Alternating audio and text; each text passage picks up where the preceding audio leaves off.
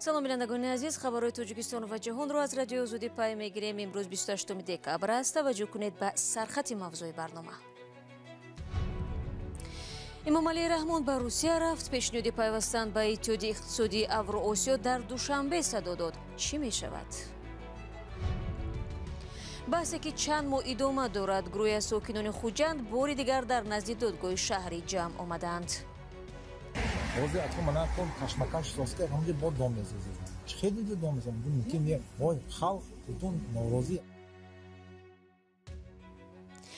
ва таъсири гузоришҳои радиои Озодӣ ба зиндагии одамони оддӣ. Яке соҳиби хона шуд, як деҳа соҳиби рӯшноиву гармӣ. Свет набуд қишлоғимода. Шумо омадед, баъд қафош раиси шаҳр омад. Моро чанд қа ёрдам дод. Свет буд ҳамин соат. дар остонаи сафари Эмомалии Раҳмон ба Санкт-Петербург бо ҳадафи ширкат дар нишасти ғайрирасмии сарони кишварҳои узви ИДМ, ҳизби демократ хост ки президент масъалаи пайвастани Тоҷикистон ба Иттиҳоди иқтисодии Авроосиёро бо Владимир Путин, раиси ҷумҳурии Русия, матраҳ кунад. Саид Ҷафар Усмонзода, раиси ин ҳизб, гуфт рӯзи 27 декабр дар шӯрои ҳизбӣ ин масъаларо баррасӣ карданд. ҳамкорам Мирзонаби Холиқзод бо Саид Ҷафар Усмонзода суҳбат дошт ва ҳоло дар студия ҳамроҳи ман аст. дуруд бар шумо. Хуб, раиси ҳизби демократ оё гуфт ки чаро бояд ҳоло масъалаи узвияти Тоҷикистон матраҳ шавад?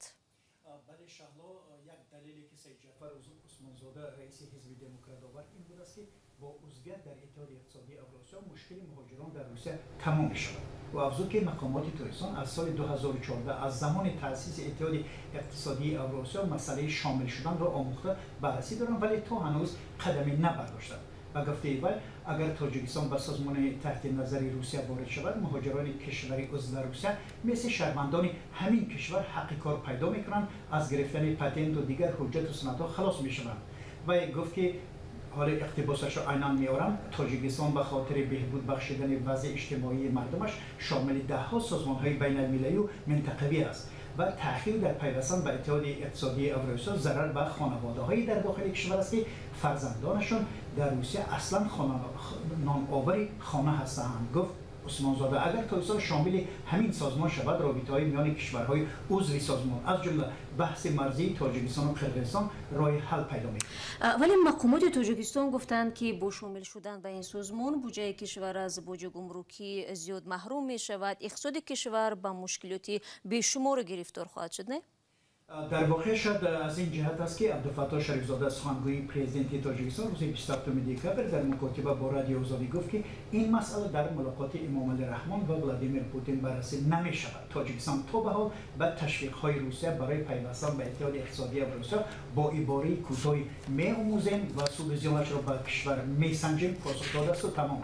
ба ҳисоби коршиносон дар сурати узвият бюҷети кишвар аз 30% даромадаш ки аз ҳисоби пардохтҳои гумрукӣ ба даст меояд маҳрум мешавад. Азбаски иттиҳоди мазкур зери назари Русия аст, коршиносон мегӯянд ки Тоҷикистон баъди узвият дар ин созмон аз ҳар ҷиҳат чӣ аз назари сиёсӣ чӣ иқтисодӣ пойбанди Москав мешавад ва маҷбур аст манофии миллиро сарфи назар кунад.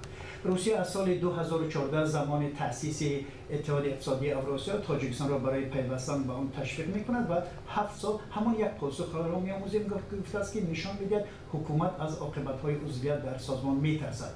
ёдовар мешавам ки ин иттиҳод ки нахуст 3 кишвар Русия, Беларус ва Қазоқистонро дар бар мегирифт, соли 2015 бо пайвастани Арманистон ва Қирғизистон қаламраваш васеътар шуд. ташаккур барои суҳбат. хотиррасон мекунам дар ойномаи Иттиҳоди иқтисодии Авроосиё ҳадафи ин созмон таъмини гардиши озоди молу хидматрасонӣ, маблағ ва нирӯи корӣ дар ҳудуди кишварҳои узви иттиҳод унвон шудааст.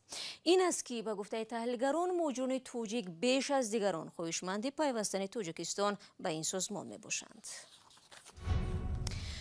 дар шаҳри Хуҷанд сохтмони биноҳои истиқоматӣ бо суръат идома дорад, вале ин на ҳамаи сокинонро хушҳол кардааст.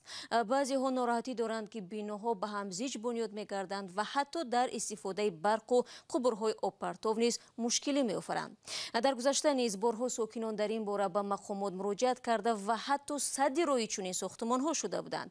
ҳамкори мо Фарзон Муҳаммадӣ як баҳси дигарро дар ин маврид пайгирӣ кардааст.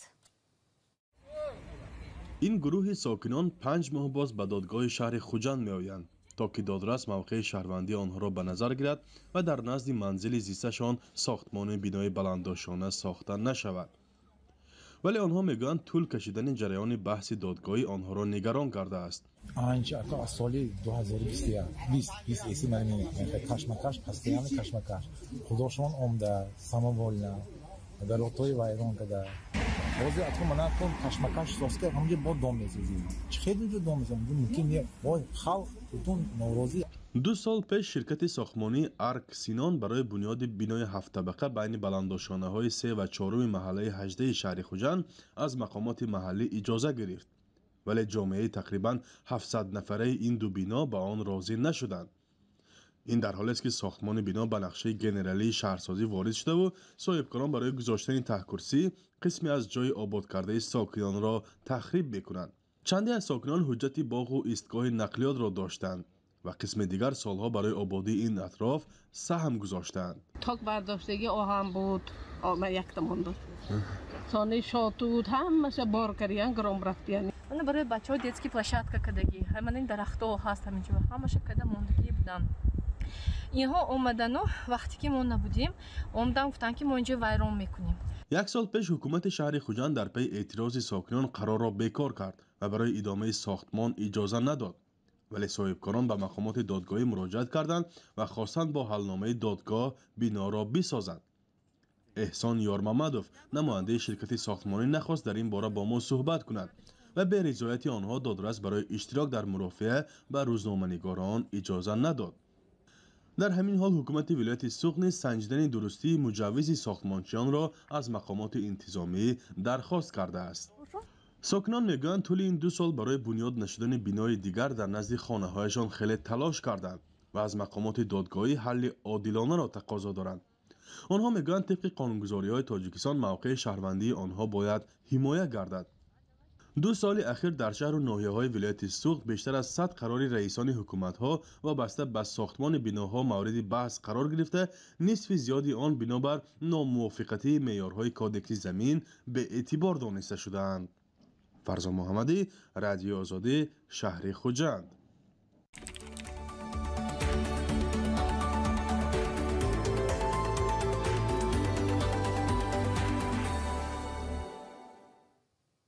шумо барномаи ахбори озодиро тамошо доред. дар Украина фармони ҳукми иҷро гирифт ки бар асоси он бояд занони соҳиби касбу кори гуногун худро дар комиссариатҳои тиббӣ сабти ном кунанд, то дар сурати зарурат онҳоро низ ба ҳимояти ватан сафарбар намоянд. фармон моҳи октябр содир шудааст, аммо ҷомеаро аз он ҳафтаи гузашта огаҳ карданд. тоири сафар гузориш медиҳад. вазорати дифои Украина мегӯяд шарт нест ки ҳамаи занон аз ҳоло ба комиссариатҳои низоми шитобанд, зеро муҳлати сабти ном то охири соли 2022 аст. ҷалби ин қадар занон ба хидмат барои кишвари мо нав аст, аммо бояд бигӯям ки сабти номи низомӣ ва хидмати ҳарбӣ ду чизи гуногун аст. бар асоси фармон бо унвони табиб, ҳуқуқшинос, оҳангсозу муҳосиб ва соҳибони бештар аз 100 касбу кор бояд дар қайди комиссарияти ҳарбӣ бошанд. ба ғайр аз омӯзгорони синфҳои ибтидоӣ, роҳибаҳо, раққосаҳои клубҳои шабона дигар ҳама дар феҳраст ҳастанд. барои ҳамин ҳама каса шиносномаву шаҳодатномаи ақди никоҳ, шаҳодатномаҳои таваллуди кӯдаконро гирифта ба комиссарияти ҳарбӣ меравем. виктория вайсиская, вакили пешини парлумон, ин корро кардааст. аз ман пурсиданд ки куҷо хондаам.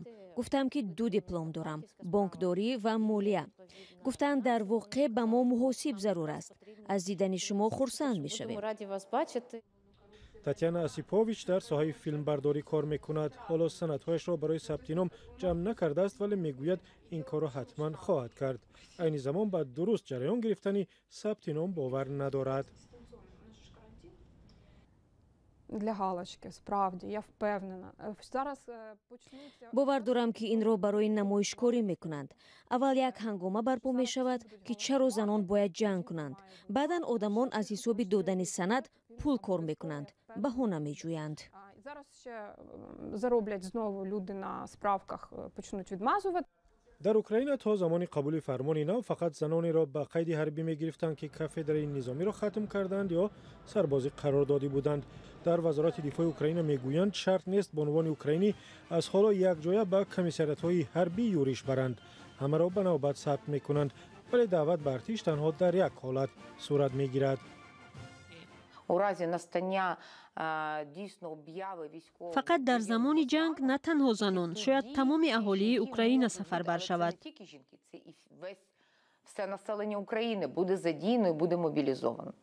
معلوم نیست چقدر بانوان اوکراین را در کمیساریات‌های نظامی ثبت نام میکنند، ولی میگویند این کار هیچ رابطه به احتمال حمله روسیه به اوکراین ندارد. هدف برابری زن و مرد و به سطح اروپا و معیارهای ناتو برابر کردن معیارهای خدمت در کشور است.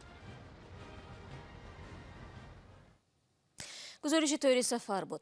ولادیمیر ژیرینوفسکی یکی از سیاستمداران شهرت طلب و ملتگرای روسیه از حکومت خواست که اوکراین را شب سالی نو بمباران کند. او در گفتگوی با شبکه اول تلویزیونی روسیه گفته است اگر من رئیس جمهور می بودم اوکراین را شب 31 دکبر به 1 ینور ساعت‌های 4 تا 5 بمباران می کردم، چون در این ساعت همه مست خوب است. بیانیه ولادیمیر ژیرینوفسکی در زمان صورت می گیرد که کشورهای غربی از سفربر شدن سربازان زیادی روس به مرز اوکراین اظهار نگرانی کردند. مقامات کیف هنوز به این سخنان سیاستمدار جنجالی روس واکنش نکرده است. برمیگردیم به تاجیکستان. تا 2 روز دیگر به پایان سال 2021 میرسیم و سالی که چندی از گزارش‌های رادیو آزادی زندگی انسان‌ها را دیگر کرد. مقامات را مجبور نمود قرارهایشان را تغییر بدهند و بعضی از خانواده‌ها را از چاه فقر و ناداری بیرون کشید. در گزارش نوبتی فقط 3 سرنوشتی را می‌بینیم که کاملا تغییر یافتند. ساکنان قسمت نوبنیاد دهه ستا رجبوی شهر ترسونزاده چند سال است در بالای تپه‌های بی آب و بی برق زندگی دارند و منبع نور و روشنایی در خانه‌هایشان هنوز هم شمع بابایی است. شام قطعی زندگی کرد. سویت نیست، اما او قینه. در این روزهای زمستان دهه نوبنیاد ستا رجبوی شهر ترسونزاده در آغوش برف و سردی شدید است. اما ساکنانش میگویند دیگر چنین سردی ها برایشان مشکل جدی ایجاد نمی کند، زیرا پس از سالهای انتظاری مقامات شهر ترسونزاده به منزلشان برق کشیدند. من چند سال بود که سویت نبود قشلاق ما. شما آمدید بعد خفاش رئیس شهر آمد ما را چند یاردم داد. سویت بود همین سال. سال 2021 برای ذوالقدما سالی سختی بود. با دختراندرش برای زیستن در منزل شوهر فوتیده‌اش وارد بحث شده بود. اما بعد از 2 گزارش رادیوی آزادی زندگیش کلاً تغییر یافت. چهره گریانش را خنده عوض کرد. اما زهرا بابایارова قهرمان دیگری رادیوی آزادی اشک می‌ریزد، ولی اشک او نیز اشک شادی است.